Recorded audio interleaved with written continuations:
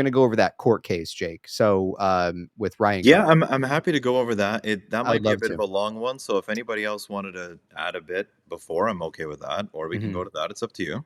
Yeah. I'm ready for Church Jake. Let's go. We have Anastera here with us too. Anastera, welcome to the show. My apologies for not announcing that. Just quietly put you in. How you doing tonight? All right, Anastera's getting the new vibrator slap. Right on.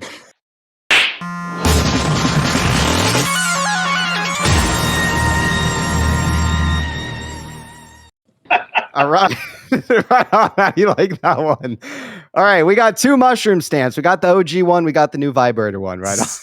All right. It has the buzzing sound. Yeah. I spent about 30 minutes listening to a bunch of different buzzing sounds, putting them in. So right on. All right. Oh my God. Go ahead. Good to see you, Anna Sarah. So Jake's going to take over here for a moment. If you had any opinions or ideas tonight, we'd love to hear it, man. Okay, I'm happy to do it. All right, go ahead, Jake. Okay, thank you. So I'm just gonna pull it up on my screen here. So I'm gonna do check-ins to make sure that you guys can hear me. Okay. Yeah, we can hear you. I've got a shortened version of this that I'm going to go over. So basically, what I think is happening here is, and what I speculated today in a post that I made, and I had a space about it as well to get the idea out there. I believe that the Section 16B lawsuit is holding up the equity distribution. Okay. Why do I believe that? Because there is a clear intention here by the plaintiffs to do two things. One, advance the case into discovery. And two, they had approached Bed Bath, the company, in August and September of 2022 and said, hey, we're starting this Section 16B lawsuit. We want you to support us. This is what we're doing. Mm-hmm. Bed Bath says that they conducted an investigation and that they concluded that there was no Section 16B violation, and therefore they said, we're not going to support this suit. And so by doing that, now that the plaintiffs have continued the lawsuit, they assert that they themselves would collect the disgorgement of profits if Ryan Cohen were guilty. So whatever that number is, I've seen Ross just say 60 million, so I'll say that because it's an easy number. They are hoping to collect the disgorgement of profits if he were guilty. Yes. But I think that there's a lot to say that he's absolutely not guilty of this. Mm-hmm. And so I just want to say that I really liked, Ross, your post on Reddit about this, because I think there was a lot of good thinking that it provided me reading it. But I think where Ross had made that post, he was working under the assumption that he was guilty of the Section 16B violation. No, not necessarily. I wasn't making the assumption. I was making the assumption that that was their position, hence their strategy. Not that I agree with their position. Hopefully that helps clarify. Sure. Okay. No, that's Right. fine. That's fine. Yeah. But I would say that I'm going to present a couple ideas and facts and elements out of that case to substantiate the idea that he is not guilty. And I'll go over that over a couple minutes if you don't mind, and we'll kind of get there together. So at the thing of it, there's four elements here that they try to say that there's an issue. One of them, they say that he was an insider. He bought and sold within 16 months, so he's guilty. The other one is, then the Ryan Cohen defendants say, hey, there's no more equity or there's no more shares. The shares are canceled. Therefore, you don't have a continued interest, because one of the dependent things in the law is that you have to have a continued interest to be able to pursue this case. And so they're saying, and they pivoted as this case went on, to say, hey, you don't have this financial interest anymore, so you can't pursue this case. And so I do want to make the distinction that I'm not saying this to be bearish. I just want to make the distinction because law is really an art of language, and it's an important little piece. So the Ryan Cohen side says, at first they were saying, hey, guess what? I'm not an insider. Then they changed to say, hey, guess what? You don't have a continued interest. You can't continue. So then there becomes like this really interesting, thing of events where the plaintiffs buy shares of 6th Street to try to assert that they still have a continued financial interest. Yeah. That fails. Then they try to say, hey, but we still have our legal fees. So they try to say that, hey, that's a continued financial interest. Ah, That fails because that's actually kind of pretty dumb. So right. so really, it really goes to show that there isn't much of a case here, and any attorney submitting this on their behalf, because these are obvious, these are egregious oversights. Any Yeah. attorney submitting this for them is going to tell them, hey, this isn't really going to stand.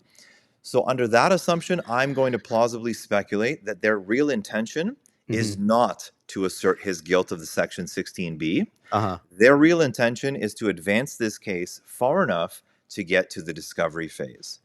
And so I kind of went off on a little storytelling here. If I can be a little speculative for a while, I would say that I believe the real intention, and whoever's funding these people and fronting the legal fees here, is using this case to try to get a look through the window, per se, into RC Ventures through discovery.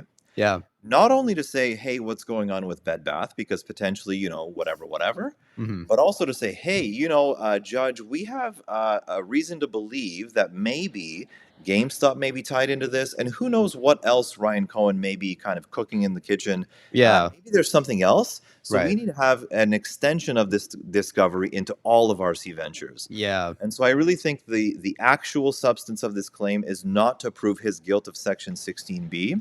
It's to enter discovery and to have this fishing expedition or data mining expedition to try to get everything that they can about his activist campaigns, maybe what his intentions are with GameStop, what his intentions are with Baby, what he has on the horizon maybe for now or in the future. And I think that because really the reasons that they try to have this case continue are just ridiculous. And so, I agree 100%. I'm sorry to cut you off there real quick, No, Jake. go ahead. Christy Gray with the soft PP membership. Appreciate your support, Christy Gray. We also have Sam I Am here with the 2. PP, can I get a real, oh yeah? All right, right on. There you go. Bill Pulte in the chat tonight with the 2. Congrats on 11,000 Twitter followers, PP. Holy shit. Pulte, appreciate the support, man. Appreciate the shout out. Right on, man. Appreciate the love, man. P Man with the 2. Pulte fucks on unicorns. All right. We also got Daniel with the 5. Hung for GME. Right on, dude. Appreciate your love. Sorry about that, Jake. If you wanted to jump in there, Michael, go ahead. Yeah, I think so. I was talking to a friend who's a lawyer, and he says that probably what they're trying to do is if they can at least get to discovery, then it would actually involve a jury, which you could convince. Like you could just use, like, even for a lot of people, they don't understand what Ryan Cohen is doing is all above board. It's all legal. But if you got a jury of regular people, you could convince them that's like, oh, well, he just happened to end up with a baby. And, so I think that's also, it would open the door to that, where they would have more power. Because right now the judge would probably be like, this is ridiculous. But if they could get it even to the point where a jury becomes involved, then you can, select the jury the way you want, and then potentially just make him look bad, and Right. Yeah, no, this is a very good point. I think any advancement that they do, and I really like what you're saying, Michael. Yeah, that's fantastic. If I think they wanted to pursue an actual outcome, everything that you're saying is totally logical and plausible. I also think that the real intention here is getting to discovery. And so this really addresses a question that I've had for a long time, where I could not understand why Ryan Cohen is allowing this case to continue. And originally I thought it was he doesn't want to submit anything into evidence which would show the hand of what the grand plan is. Why is that? If it was kept secret by the judge and it was non-public or anything like that, why would he not want to, Jake? Because I verified this with other folks, and I validated this before I presented it. If he were to move to actually get rid of this, you have to allow for discovery. Okay. So it would have to enter. So by trying to conclude this in a different manner than he is, he risks potentially getting to discovery. So that is why he has so cautiously proceeded to, I believe, the legal strategy was stall to the point where the equity is canceled, to now say, hey, this is why we want to get rid of it. And you don't have a case, you don't have the financial continued interest to do this. And so I think the other thing that I'll get to at the end, now they are also trying to accelerate this, because if this was the only reason that they wanted to pursue getting rid of it, it may take some time. But I think that is why the plan administrator is coming in. Yeah. And I'll get to that. But if you don't need to Also- read anything, I'll just go for a couple more minutes. Yeah, go ahead. Actually, if Jake. I could add real quick. Yeah, go ahead, Michael. I think like also if Ryan Cohen in court says there's fraud, then it would go to discovery. But if it comes out from the Bed Bath and Beyond court that there's fraud outside, separate from his court, the judge could be like conclude, oh, there's fraud. It doesn't involve Ryan Cohen, and therefore we can dismiss the trial, right? Yeah, but again, it is not without risk, because once you advance to that stage, you can't go back, right? So what if it were to not work out in your favor, whereas how they are going now, where we'll kind of get to my explanation at the end, pretty much is a more guaranteed way of doing it how they would like it, instead of, again, of course, I totally agree with what you're saying, but there is a chance maybe the judge doesn't see it their way, maybe whatever, there is risk of opening yourself to discovery, right? And I believe that is the real intention that the plaintiffs have, and that is what Ryan Cohen wants to avoid. And so under that guise, I just want to review the rest of this, like with that, I guess, lens of thinking and perspective. Yeah. So PP, do you need to say anything, or can I go?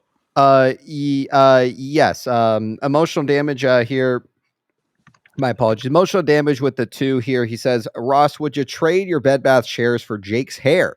Mo Money then says with the 2, Ross is a handsome bald man, dude. He's our daddy. All right, right on. Go ahead, take it away for us, Jake. So the real intention here, I think, is entering the discovery phase. Okay. How they are masking that is by going through all these like circus act reasons why they should continue this case, which I'll get into now. And also they are saying that they want to collect the disgorgement of profits because Bed Bath said there's no case prior to them obviously becoming wind down debtors in the Chapter 11. And so they're saying, hey, so this is entitled to us now. But the important thing here is that they assert that, hey, we have continued financial interest. Ryan Cohen says no, because there's no securities. They buy shares of 6th Street, but it's abundantly clear. And the thing that really I liked about the response from the statements of security or statements of law and fact that Ryan Cohen's attorneys had submitted is they give an overwhelming amount of case law to support their claims. And this isn't a unique thing. Someone had previously in the history of going to court tried this, where they bought shares of the successor entity to say, hey, I have a continued financial interest. But the court is like, no, you have a new financial interest. That's not a continuation of financial interest. That goes back to like the 1980s. And so any attorney representing the plaintiffs would know this and would say this is an absolutely dumb way to try to continue your point. But I think the intention, again, going back to what I was saying, is to not allow this case to be dismissed and just have superseding and subsequent after subsequent reason to try to continue this, just in hopes to either lure the other side, which is Ryan Cohen, to enter that point where they try to dismiss it and maybe get discovery, or to just kind of say, hey, let's go and see what we can do. Obviously, getting shares of 6th Street is not a continued financial interest, but they went even further. They then tried saying that, hey, our legal fees should be a continued financial interest, which is even dumber. And so they are also not the first people to say that in court. And so there's a case law substantiation that Ryan Cohen's attorneys say, hey, that's also not true, because otherwise no case would ever be moot, because everyone has legal fees and cases have in fact been moot and judges have ruled on it. So that's kind of dumb. So you see that they're really not using very sophisticated methods to continue this suit, which really stood out to me and made me reconsider that the Section 16B is not really the goal and the intention. And so the other thing that they did is they try to say the only reason that this is here is because Ryan Cohen is an insider. But there's more to it than the share buybacks making him an insider. And when I found this out, it really turned this upside down on its head for me. And I really got interested, because the only way that you are subject to a Section 16B violation is if you were an insider before you made the share purchase. So he would have already had to have been a greater than 10% owner when he began the purchases in January. That is clear as day. Like, that is not debatable. Like, the case law is overwhelming to substantiate that. He was a 0% shareholder when he began making the purchases. So under that idea alone, he does not qualify to be an insider, regardless of whether he That's went over crazy. I 10% didn't know that. or whatever. And Yeah. I didn't know that either. I only found that out today, or Right. in the last, like, over Thanksgiving weekend. Yeah. So it's really foolish, like, the reasons that they're trying to present here. And again, like, I say that to try to substantiate the idea that I really don't think the Section 16B is what they're going after. Then they try to pivot and say, hey, the plaintiffs acknowledge, yeah, okay, we acknowledge he's not an insider, but he was what they call a deputized director. And so what that means is that, like, when you bring directors onto the board, they can give you information, and by you having that information, you are an insider. Which again is very quickly dismissed because Ryan Cohen's attorneys say that, hey, the cooperation agreement that Bed Bath, the company, wrote at the end of March, well after he was done buying his shares, is very clear to say that there is a very strict NDA between the directors and Ryan Cohen. And this I didn't know either, that Ryan Cohen had no idea what the three directors were doing, and he had no idea what the strategic committee for Baby was doing. It is clear as day that there was no information sharing between them and Ryan, so he had no idea what was going on. Like, he was not privy to anything. He was not an insider of having material non-public information, which I think was a very significant find for a different reason, because it clears the air about another worry that I had, which was Ryan Cohen, immediately after selling his shares in August 2022, moved forward with the Teddy trademarks.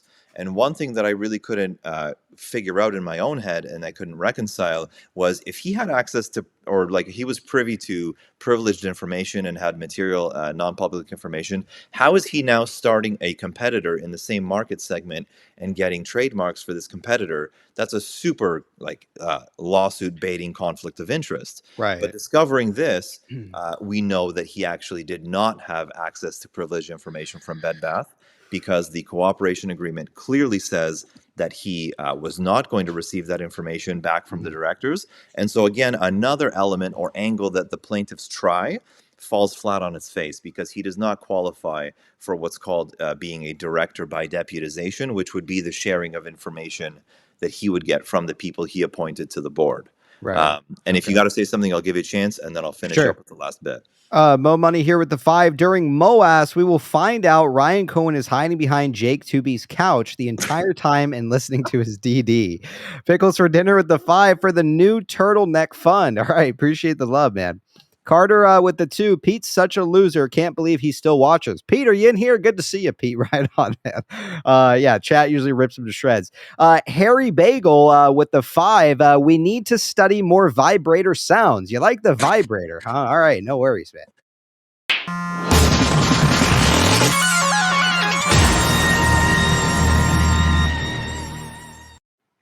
All right. I'm glad you like it, man. I do too.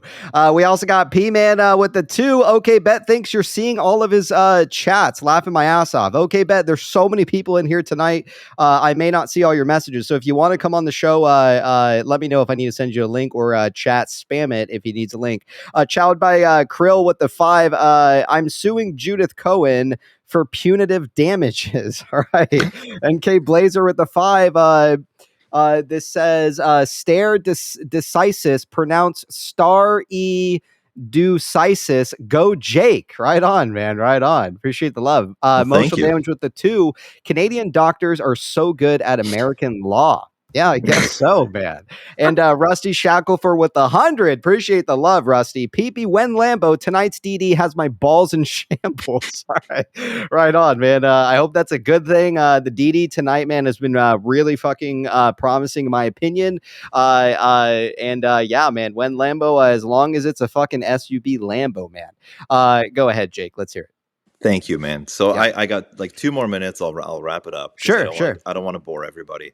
So then this one took the cake. So remember how I said that it cannot be an insider because he did not have the 10. He was not an insider when he began the purchases. Yes. He had 0% ownership instead of greater than 10. So then, after they realized that their new position in 6th Street does not offer continuity of financial interest, they try to tell the judge that he should ignore SEC regulations. Okay.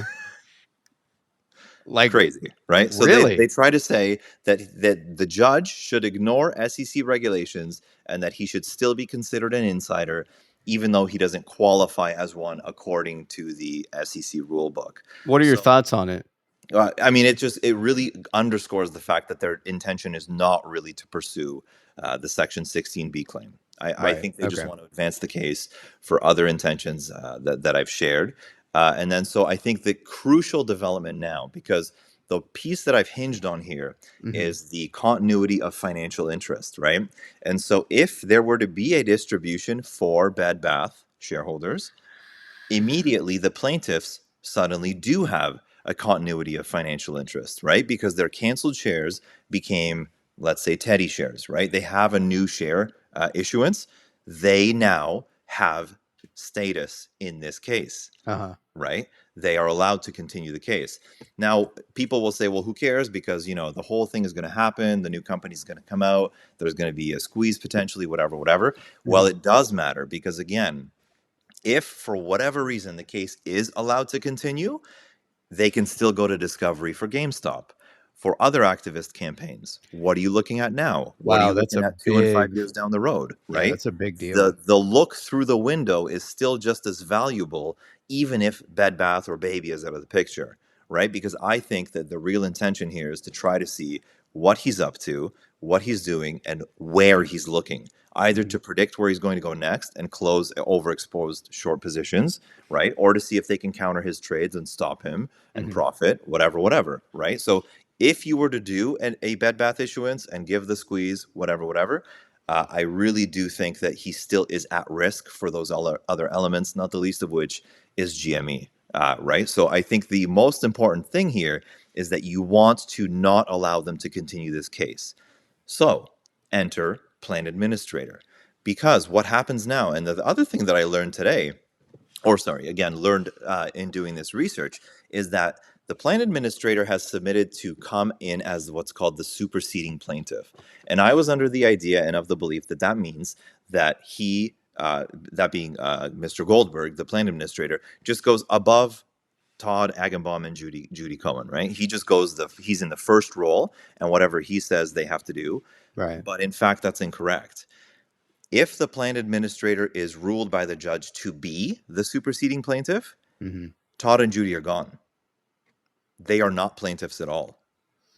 Yeah, so they're essentially being replaced by the company, and the company is essentially wanting to move to a motion to dismiss. Is that correct?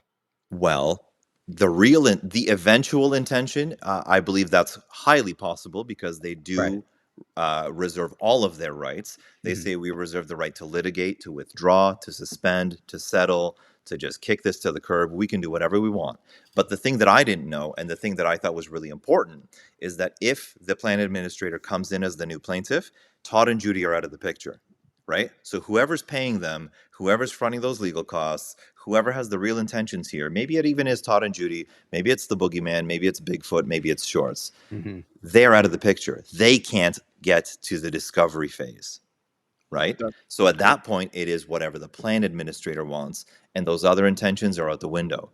Now, even more importantly than that, than the motion to dismiss, the judge is in a tricky position right now because essentially what the plaintiffs, Todd and Judy, are asking is that the judge rule and offer a decision on what's called Article 3. And this was the most valuable piece of what Ross had said, and it's too bad that I rambled long enough that he had to go.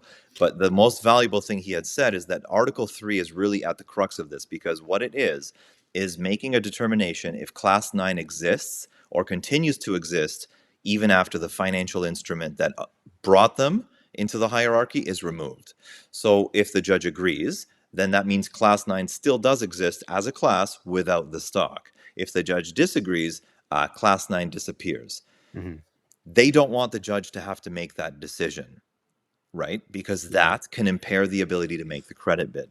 Right. That's another risk, right? Because Yes. they don't know which way the judge is going to rule. So importantly, in the document that the plan administrator submits to the judge to say, hey, we are the real plaintiff, in the footnote, he says, hey, judge, I'm going to save you a lot of time and I'm going to give you a lot of judicial economy here, because if you put me in the position of superseding plaintiff, I'm not going to make you have to rule on the Article 3. I think that is a clear What as do you day admission of Genius. what the plan administrator's real intentions are, which is to dismiss. I just Right. didn't want to answer that question at first. I didn't want to give it away. Wow. Now that's a whole fucking now that's some interesting fucking stuff. What do you think about it, Travis? Because if this is essentially what they're doing, I guess my real follow-up question to this would be, well, you know, if they're working within a time frame, then how soon can this be? And then Travis, if you want to jump in, but No, I'll be the first to answer your question. Actually, it, in my opinion, and I don't know how accurate this is going to be, but it would almost have to be before the end of this year, the calendar year, mhm. because at the end of this calendar year, the Knowles take on a whole new tax year and takes on whole new. I don't know if you can preserve the Knowles past the calendar year, because you went into Chapter 11 this year.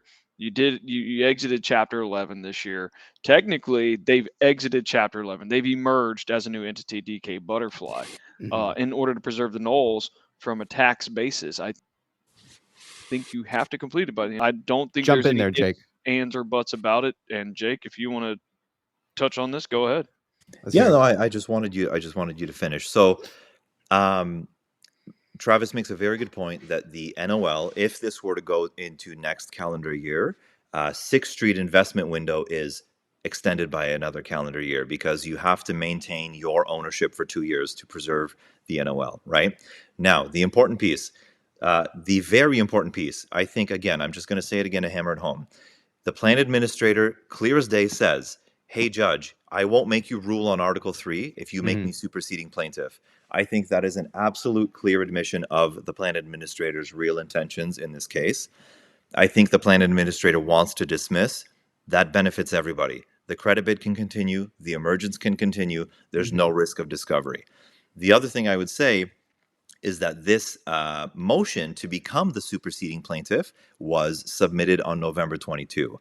And the judge has already said in a little note that he put on, like, he didn't even issue his own docket. The judge just kind of wrote it as a header on the docket of the plan administrator's submission, saying, you don't really need to submit pretrial conference motions, but I'm going to give you 2 weeks and then I'm going to rule. So the judge has said that within 2 weeks, I'm going to make a ruling on whether you should be the superseding plaintiff. Okay. And I believe that the moment the judge does offer a ruling, this goes away. So we There have will a be- two there will we be- have a they 2-week can- window. They can move to dismiss immediately. Okay. We got a 2-week 'cause window it- to make it happen. It seems likely too, because what position would Judith and Tom really have? Like, what percentage compared to, like, the plan administrator represents the whole company, whereas if, like, you know, why would they get the $60 million? You know, if anything, it would go to the whole company and all the stakeholders involved. So, I mean, it seems obvious to me he would pick them. But He'd pick the again, plan administrator. that is dependent on the assumption that Ryan Cohen would be guilty of the Section 16B short swing trade, which it really, I do. There's just, you really cannot make the claim. It's as simple as he was not an insider when he bought the shares, right? Agreed. So he's not guilty of, like, he does not have to disgorge the profits because he was not an insider. That is like very clear, very clear. Right. And even if you don't believe that, the plaintiffs would not pivot to these other bizarre methods to try to maintain their ability to stay in this case had they had a solid case about him being an insider. Like, they went as far as to say that the judge should not consider SEC regulations. Like, it's pretty, Wow. it's a bit of a clown show. So Yeah. so really the intentions are clear, and I really value what Michael's saying, because it's clear, yes, that compared to the plan administrator, Todd and Judy really don't have a leg to stand on, but Todd and Judy also don't really have a leg to stand on at all. And so the thing is the other thing I've noticed here is they've switched judges. Ryan Cohn has switched attorneys. This has really been a case of, I think, stalling, because by switching attorneys, immediately you're offered a window of time for those new attorneys to get up to speed. By switching the judge, the court reserves a window of time to get up to speed, right? So all of this is like legal maneuvering, and I believe it's really like a bit of a chess match of legal exercise. Absolutely. Yeah. And it is not really about the Section 16B. It's about getting to discovery to look through the window of RC Ventures. Yeah. I agree. Wow. 100%. And these two parties, I forget their names. I know there's Judith Cohen. I forget the other one's name, and I always do. But they're not the only bad actors that have been in this play. I mean, we know J.P. Morgan was a bad actor from the get-go. Even when they were paid off, they were asking the judge, but can we stay, involved? And it's like, no, you're done. It's like this has been almost what's the word I'm looking for? A strategic Chapter 11 from the get-go. It was 6th Street came in with the intention to pay off JP Morgan's ABL so that they can be gone, and Bed Bath & Beyond, now DK Butterfly, and 6th Street could do what they wanted, with this entire plan. This plan has been in effect since probably August of 2022, if not sooner. Yeah. And it was get rid of the ABL, get rid of that lien on baby, and then with it, we can sell the IP. We sell it to a private party who we probably have intention of acquiring or merging with. That's what I see in the future. And everything that came out today in docket 2727. And by the way, anybody who has joined the stream and missed the first hour, you need to go back and watch the first hour of this stream. This is turning out to be the best episode, in my opinion. We always end up topping our best episodes. I think this is a great one tonight. Definitely top 10. I mean, by all means, top 10. But absolute gold. There's so much good information there. There's so much juicy information in there. You have a potential securities offering. You have Section 1145 in there. You have the preservation of the BBBY ticker for the estate. Like, there's so much good information. You have Jake with his beautiful hair coming on and explaining the court case to us what Ryan Cohen's going through. And I'm going to say that every time he's on, and sorry, Jake. Thanks, buddy. Yeah, I don't have great hair, so I appreciate it when I see it. But I mean, also as far as bullish things, also there's T0 got another regulatory approval that they needed potentially to be injected into the New York Stock Exchange that might go live tomorrow. Also, I wanted to before we let Jay go, I wanted to point this out too. I must have missed this tip earlier. My apologies. From Good Grief, he said DK Butterfly sues MSC for $315 million. Did we discuss that? MSC? I don't think so. Microsoft Corporation? It's a Swedish shipping company. MSC for $315 million. Holy shit, man. Well, they did have, prior to becoming DK Butterfly, they did have some litigation with some of their shipping or their couriers from overseas. Oh, that's right. Yeah. Regarding like a lot of their COVID shipments that didn't come through. And there were some litigations there. I didn't think anything was big, but $315 million isn't necessarily small when you're dealing with this type of bankruptcy at this monetary value right now. But no, I mean, interesting. I would have to look into that further. Yeah.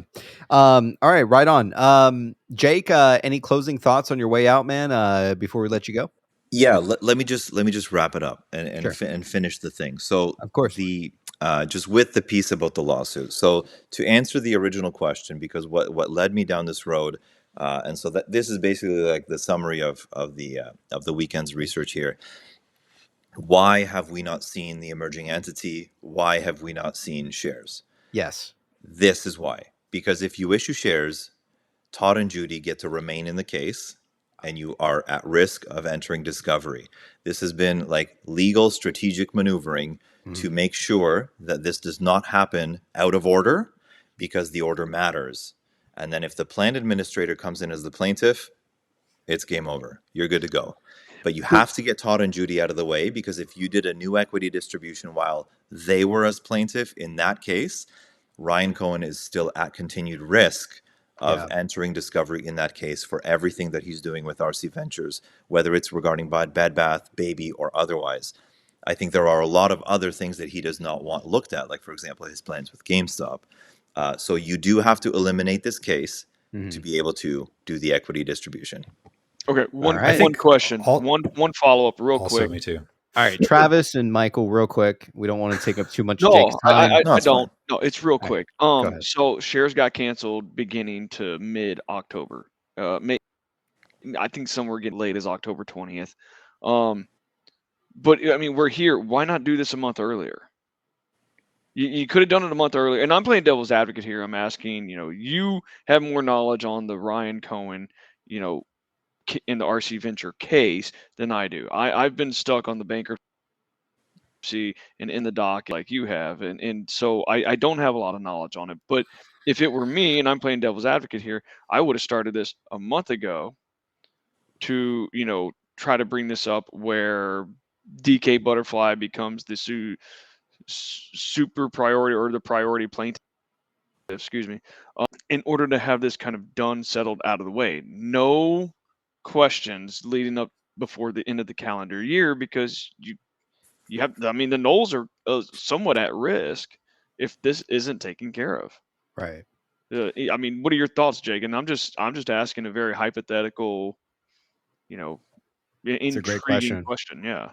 Yeah, absolutely. So it is a great question. And so there's two elements. One, it's dependent on both sides, right? So you don't want to enter this or begin this process the day after the effective date when you know that you still have 60 days before the period of exclusivity ends where you can introduce the credit bid, right? The other element is both sides have to be on board, right? So you also have to make sure that if you move to dismiss, you are potentially moving this case, advancing this case, which allows them to say, hey, no, I see what you're doing here. You're having Sixth Street come in here. We may have what's called a potential incentive award, which was one thing that I skipped over, but I'll mention it now. The real intention of why they bought the Sixth Street shares was not to assert some sort of continued financial interest. It is to qualify for what's called the potential incentive award. What that is it's a totally different subsection of the law where if they believe that there will be a reward, whereas Sixth Street will come in with a credit bid, save the company, by having shares of Sixth Street, they could potentially qualify to have this continued interest to continue the case. So Not the only- number one thing that had to happen was the period of exclusivity had to expire.